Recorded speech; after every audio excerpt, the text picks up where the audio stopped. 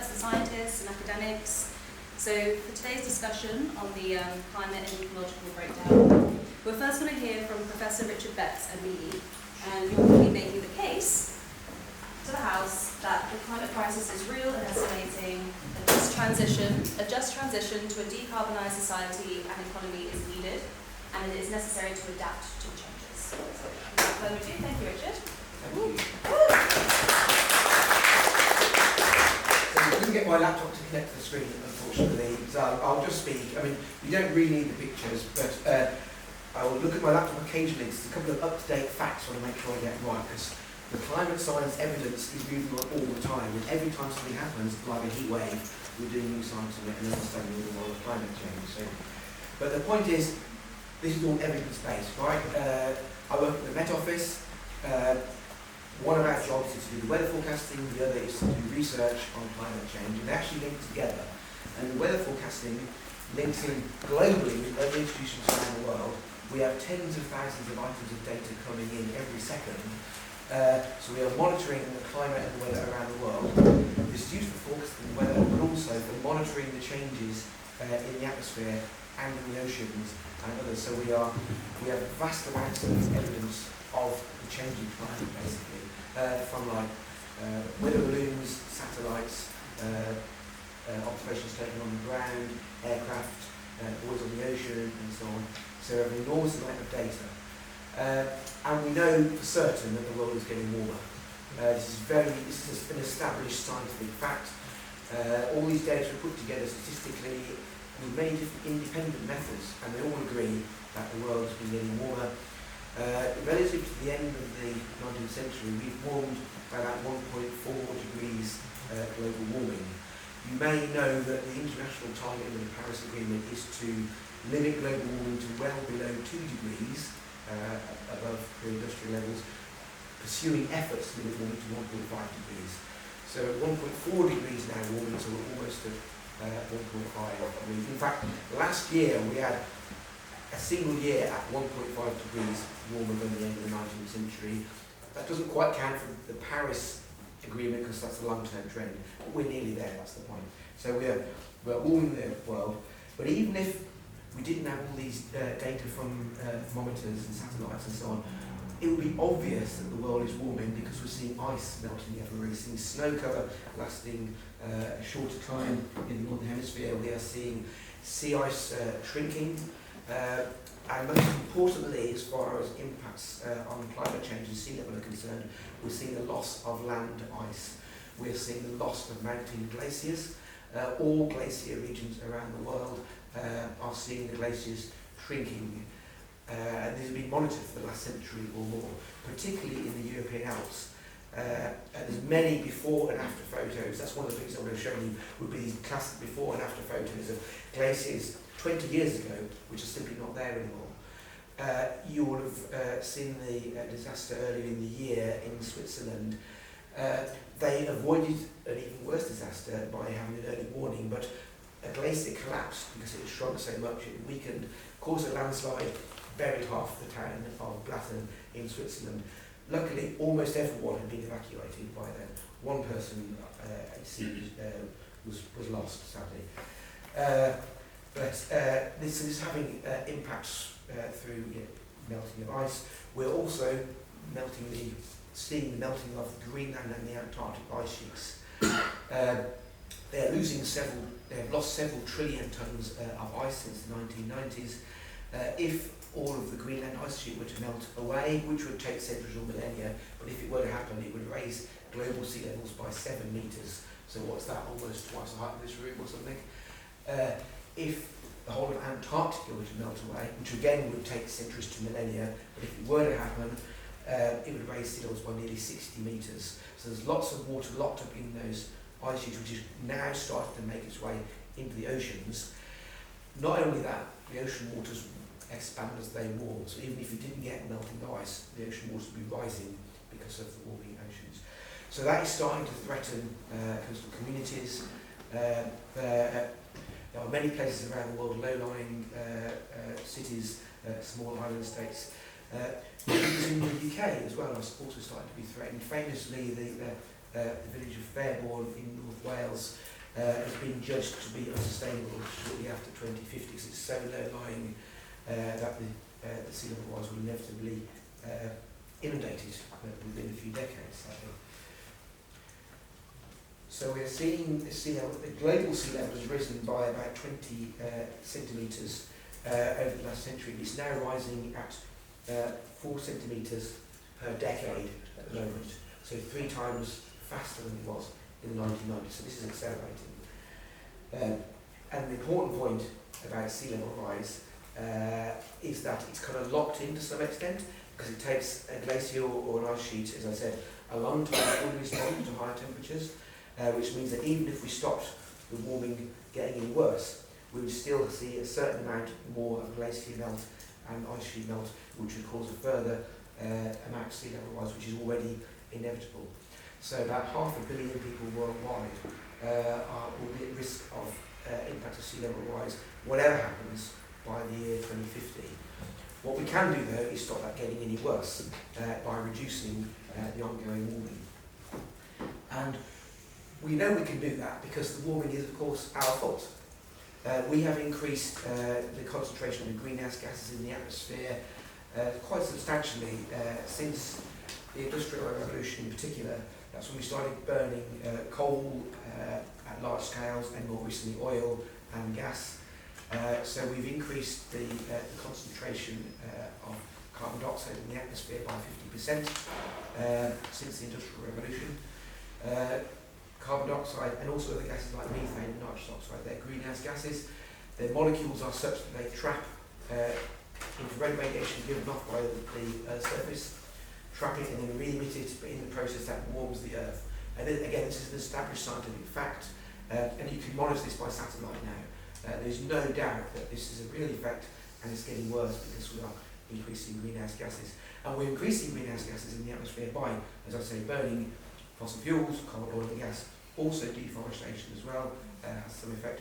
Also other land uses, farming practices, cattle give off methane, which is a greenhouse gas. So all these things are contributing to warming. So to stop the warming, we need to stop emitting those three to the atmosphere, or if there's any of them we can't completely stop, like we're going to need food, aren't we? So we're going to have some production of greenhouse gas from food production. So if we can't stop it completely, we need to remove the last remaining amount from the atmosphere. And that's where the concept of net zero comes in, taking out the last vestige of what you can't fully completely stop emitting 100%.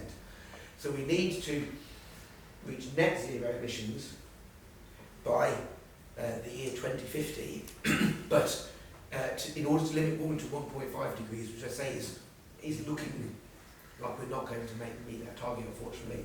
But if we started some years ago and were reducing emissions rapidly already, we'd have to reduce global emissions to net zero by 2050. To limit warming to well below 2 degrees, this older target, that would still need global net zero by 2070. So we still need to start now on that. Ideally, we need to limit warming as far below 2 degrees as we can. But since it looks like we're committed to limiting warming to exceeding 1.5 degrees, we are going to have to adapt some changes already. I've already talked about sea level rise and some of that being locked in, so we are going to have to live with some extra level of coastal flooding already. We're all going to have also going to have to live with more extreme events. Extreme events are becoming more severe and frequent. The heat wave, which we've been seeing in recent weeks in the UK, that has been made more severe and more likely by human-caused climate change. We can calculate this we can use computer models, the same computer models that we use for the weather forecast.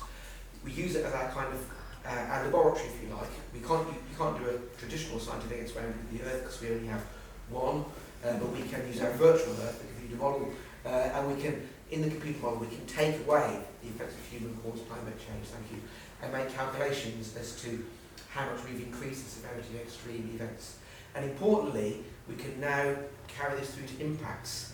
And one of the statistics I wanted to show you, which has very recently been released, the heat wave in the UK in recent weeks, that caused 263 deaths in London alone. And it's been worked out that of those deaths, 171 were due to human-caused climate change, and 92 were the natural part. You get heat waves anyway, but we're making them more severe because of a warmer planet. So 171 people here in London died last month unnecessarily because of human-caused climate change, because of putting extra greenhouse gases in the atmosphere due to fossil fuel burning. There's many other examples I could talk about, increasing floods and so on, but you get the point. We're making extreme weather more severe, so we're causing sea level rise, and some of that is locked in. The faster we act, the more we can limit the damage, but we have to live with some of these impacts already. Thank you.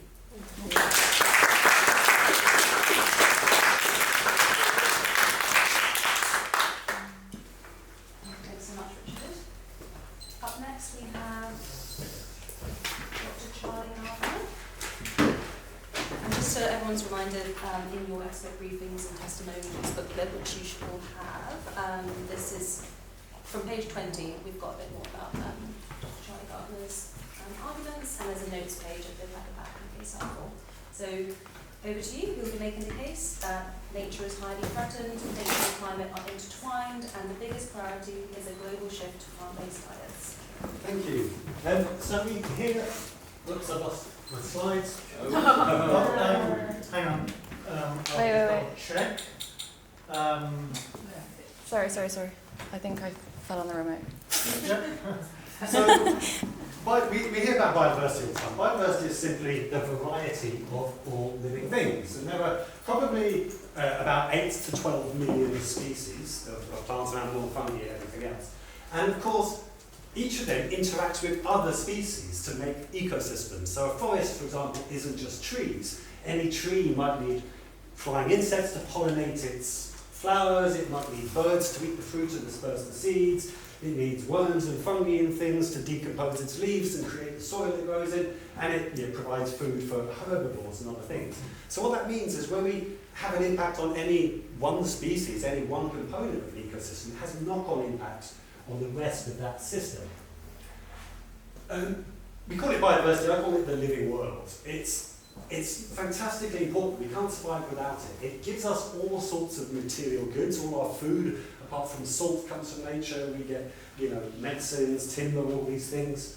Critically, it also provides what we call ecosystem services. So these are, planetary regulating services. Nature generates oxygen, it generates rainfall, it generates fertility, it decomposes all organic waste, pollination, all these things.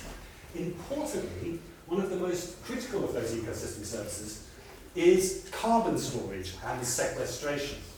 So all of life is based on carbon, and of all the anthropogenic emissions that we emit into the atmosphere, about 20% of those get absorbed by the ocean.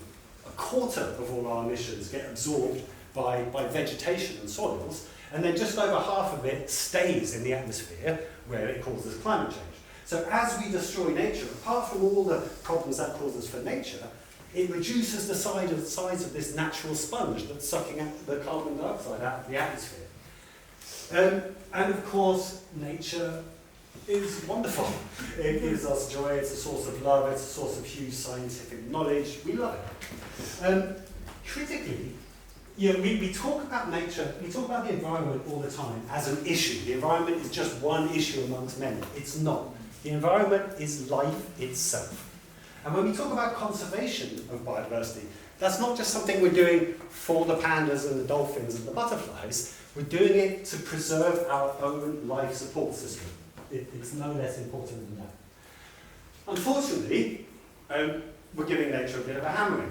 We are over-harvesting lots of species. We're introducing species to other parts of the world where they didn't exist, where they cause ecological problems. We're systematically polluting our air and water and land, not just with plastics and chemicals, but we're deliberately polluting our farmland with chemicals designed to kill life. The biggest threat to biodiversity, though, up till recently and the advent of climate change, is the destruction of wild places, deforestation, wetlands draining, and things like that. As a result of these threats, nature is really on the brink globally. This image here shows how the world's habitable land is divided between forests and grasslands and farms and cities and pasture. And we've taken over half the world and turned it into farmland. This is leading to a massive decline in the abundance of species. Most species are becoming much rarer. So when we first started farming and then civilization 10,000 years ago, if you'd taken all the mammals in the world and put them in a big pile and weighed it, then that pile would be 1% humans and 99% wild animals. If you do that again today, it's 34% humans. Sorry, there's a slight typo in your booklet. I've got the figure slightly wrong. It's 34% humans, 62% livestock, and only 4% wild animals. So basically, we've taken over the surface of the Earth. We've taken over the life-supporting capacity of the Earth for producing meat and dairy children. It's also causing lots of the rarer species to become extinct. Obviously, as species become rarer and rarer, eventually they die out, they disappear entirely. And this just shows some of the major groups of plants and animals. Huge proportions are threatened with extinction. 1/4 of all mammals could disappear off the face of the Earth quite imminently if we don't change things.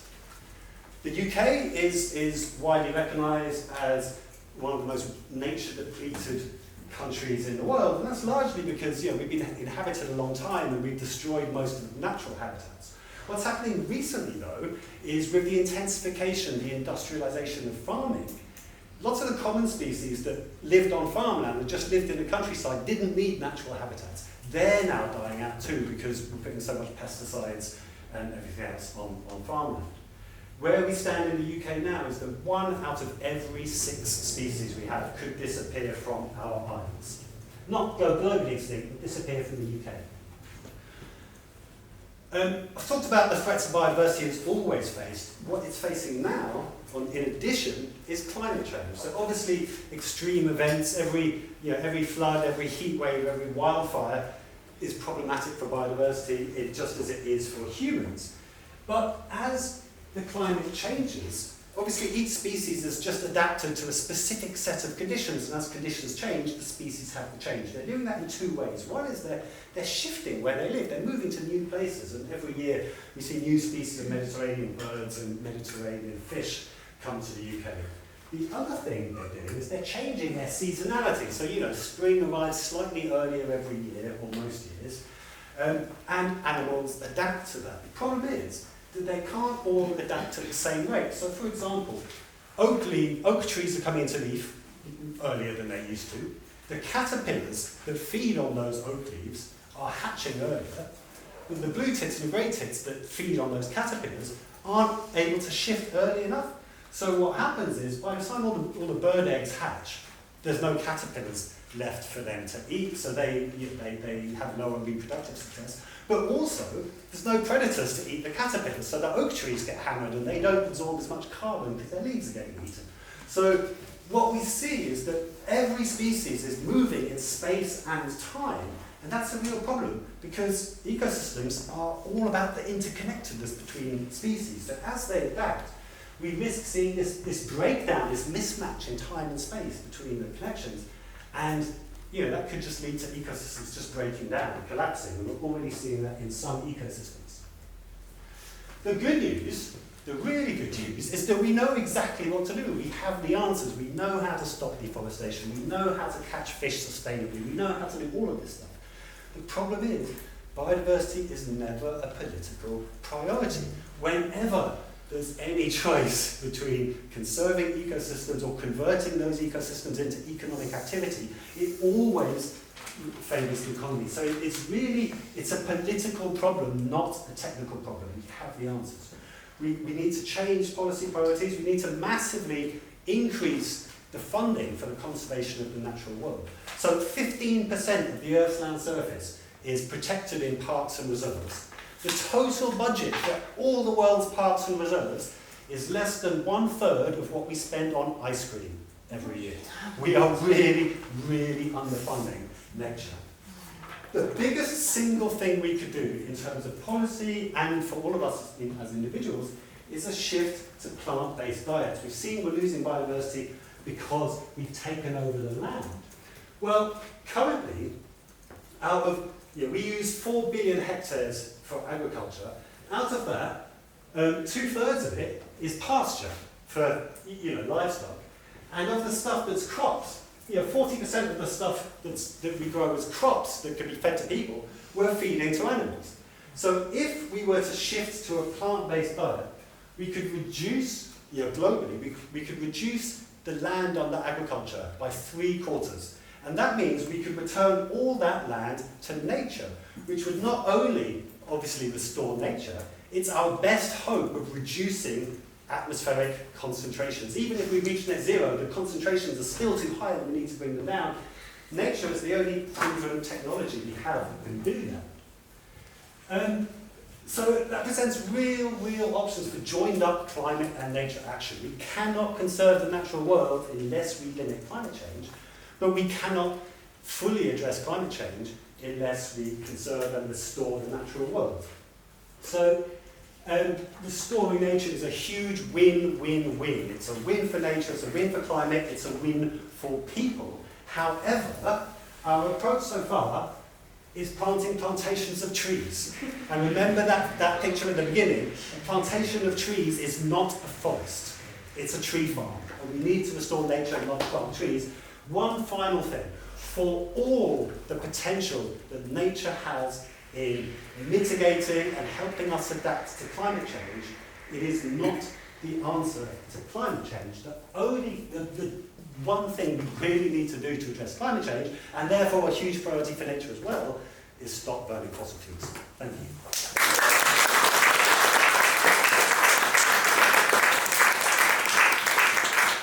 Thanks so much, Charlie. That's also really good to know. Became vegetarian fairly recently, but it came to mean a tree and a lot less scientific. So next up we've got Dr. Doug Parr, Chief Scientist and Policy Advisor at Greenpeace UK. He'll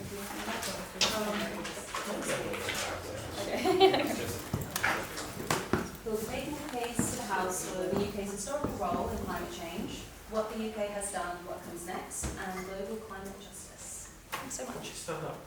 Yes, please. Yeah. Okay. I'm going to stand up. Hello, everyone. So I'm going to talk about who caused climate change and what our role in the UK has been. Why it matters still, because although we are a smaller country than we perhaps used to be, it still really matters to tackle climate change globally. And then, what we've done so far to cut our emissions, particularly from fossil fuels, and what we still need to do. So first of all, what's our role? Well, as Richard said, the biggest role has been the Industrial Revolution. It started here. We did it. We made it happen. And then we exported it. And everybody had a go. And, that has brought huge benefits to huge numbers of people. But it has also produced an awful lot of emissions. And those emissions, when they were going into the sky back in the 19th and early 20th century, people didn't know about it properly. Actually, they did, but that's another story. And it all contributed to the experience that we have now of climate change. The UK used to be the biggest emitter in the world. It was the biggest emitter per capita until the early 20th century. And that was because we started the Industrial Revolution. It was still going on here. Now, of course, that's changed over time. Other nations have grown. But if you look at historical emissions, the total amount of emissions that has been produced by the UK, it's about 3% of the global total that's still in the atmosphere. China has produced about 11%, and the USA about 20%.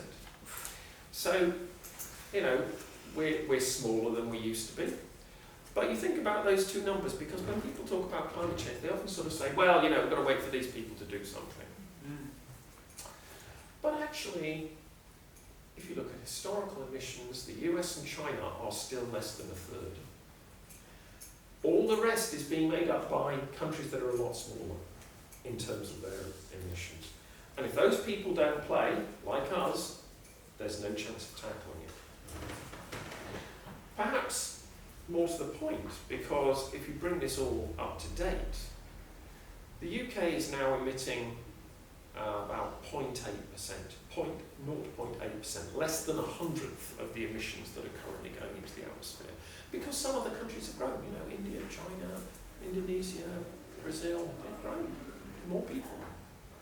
Our per capita emissions, so how much we emit per person, is now below the global average. So you might think, well, doesn't that mean it's not our fault anymore?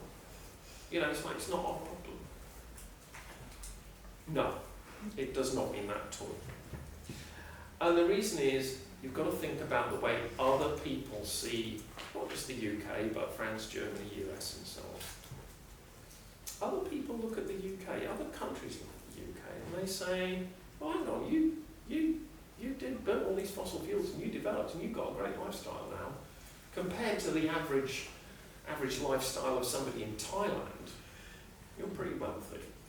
Even the poorly off have a, generally speaking, a better lifestyle than those people in the less developed countries. And why are you, as they would put it, pulling up the drawbridge about our ability to have energy and to develop? And until you take this climate change malarkey seriously, we're not going to take it seriously either, because that's just not fair. And fairness is at the heart of the negotiation over what we do about climate change in many different dimensions, but that's one of the really important ones. And until the nations that have benefited in their development from fossil fuel burning do not take it seriously and start to do stuff, then other countries will be far less inclined to do anything about it. And if those countries don't do anything about it, we're screwed. As Richard has pointed out, we're already at the point where